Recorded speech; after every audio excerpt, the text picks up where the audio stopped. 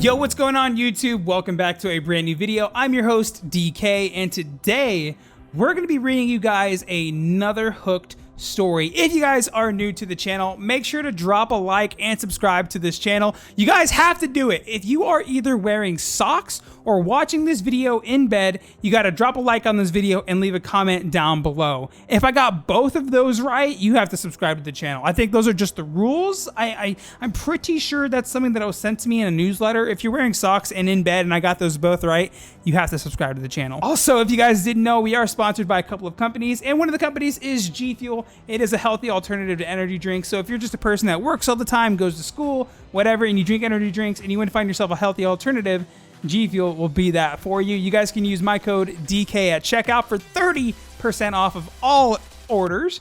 And we also have that spicy sizzle popcorn. I mean, what better snack than freaking popcorn when reading or watching scary stories? You know what I'm saying, bro? But yeah.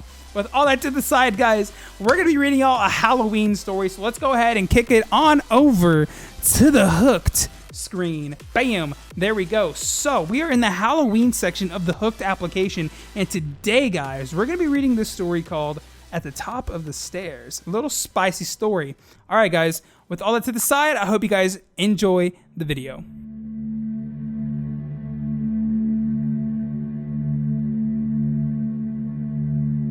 Are you there, Dr. Lewis? Hi, Eileen.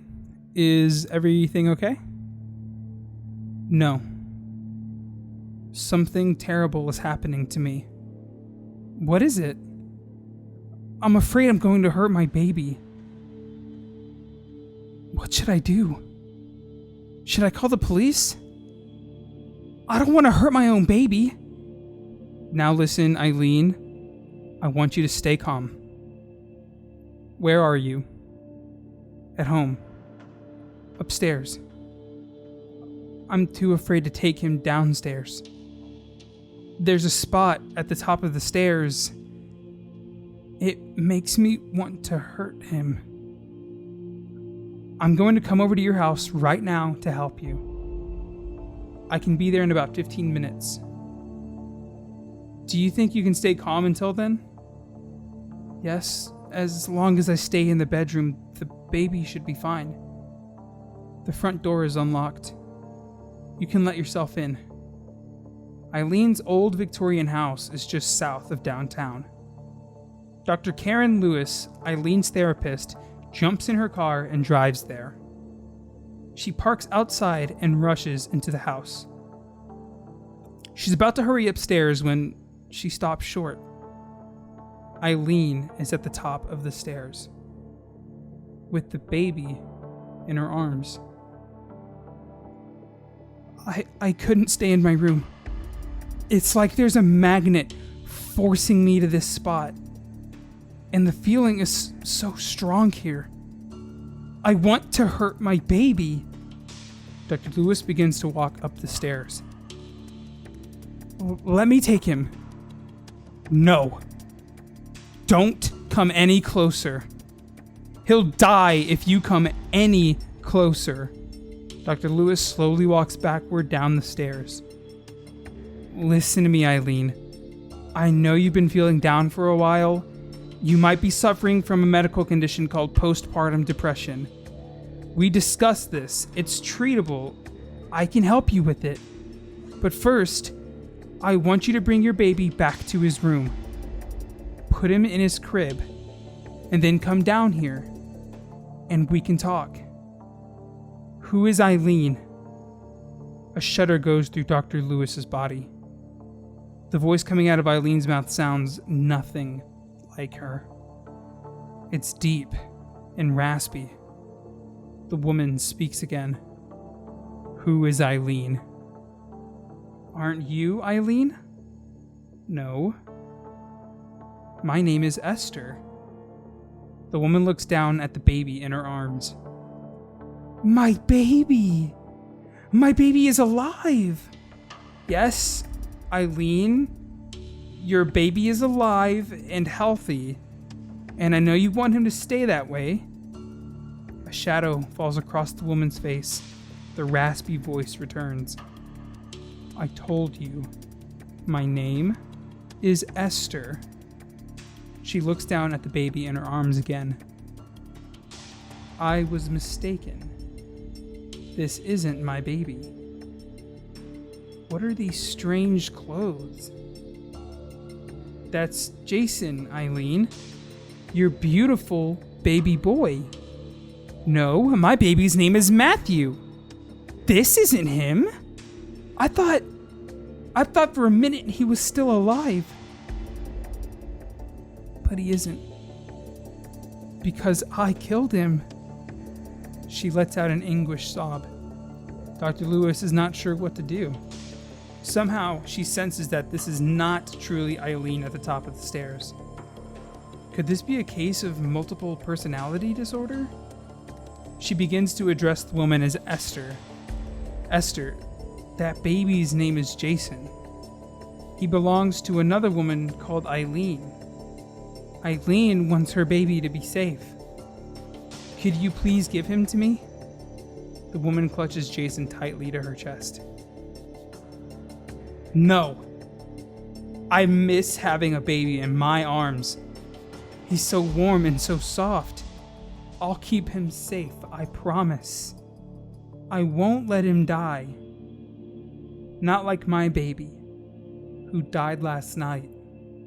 Dr. Lewis moves a little closer to the bottom of the staircase and looks up at Esther. Esther, tell me something. Do you live in this house? Of course I do. I live here, with my husband. What year is this, Esther? It's 1896. I just had a baby. My husband is away. He's a sea captain and he's always away. Dr. Lewis feels goosebumps up her arms. It's so hard. I'm all alone here. There's no one to talk to, and no one's here to help. It must be very difficult, Esther. It's hard to take care for a baby all on your own. Esther starts sobbing again.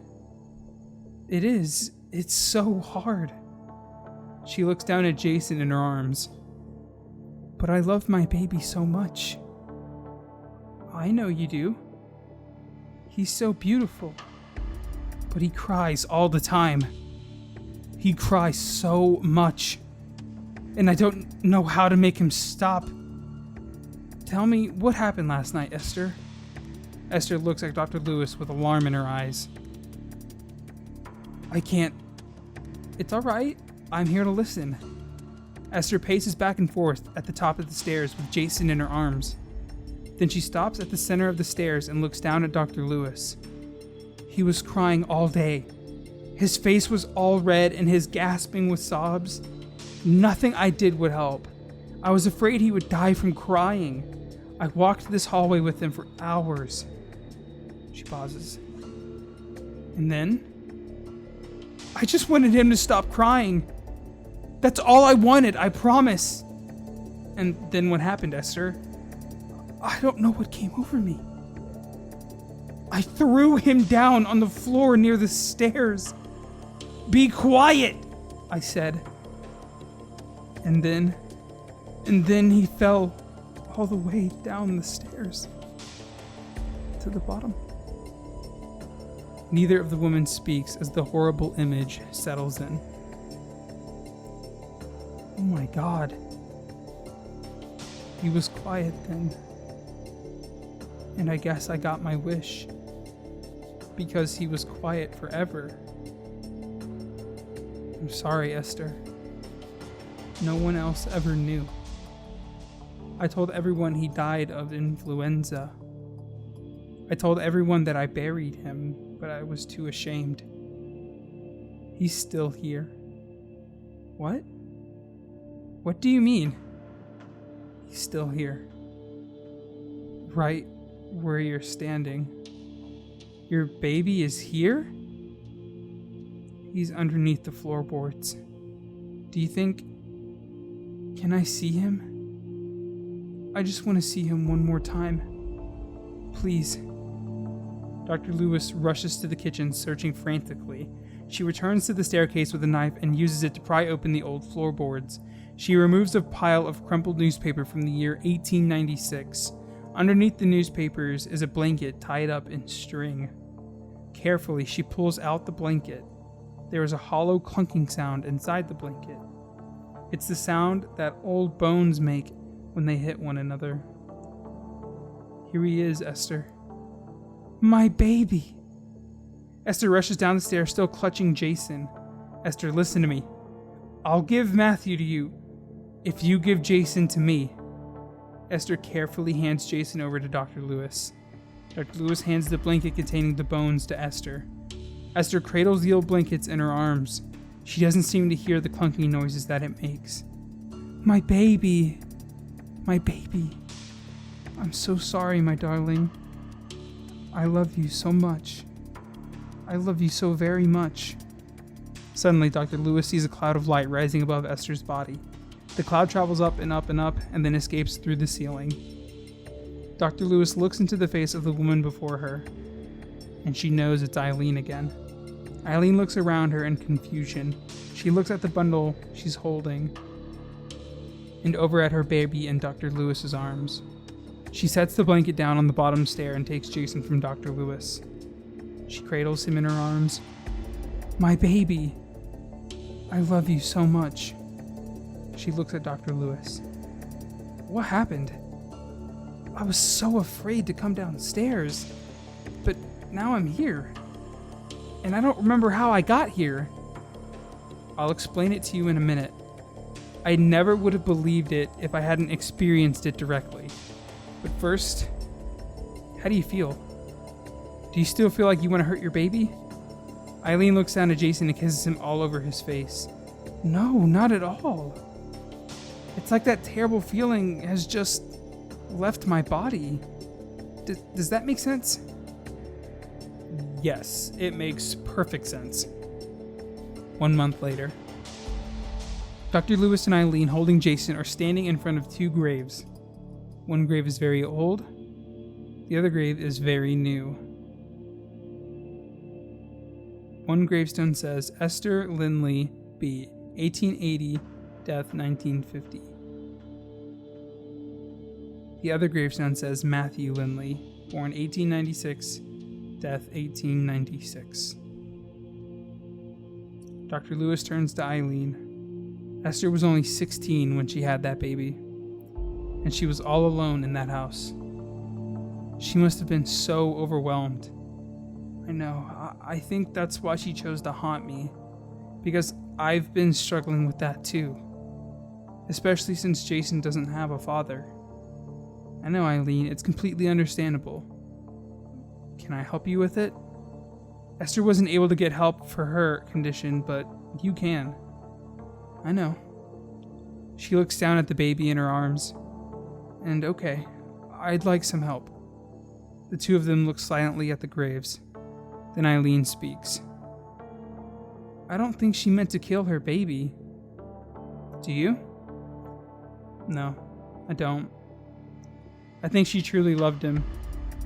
That's why I wanted to reunite them. I'm so glad you did. Rest in peace, Matthew. And rest in peace, Esther.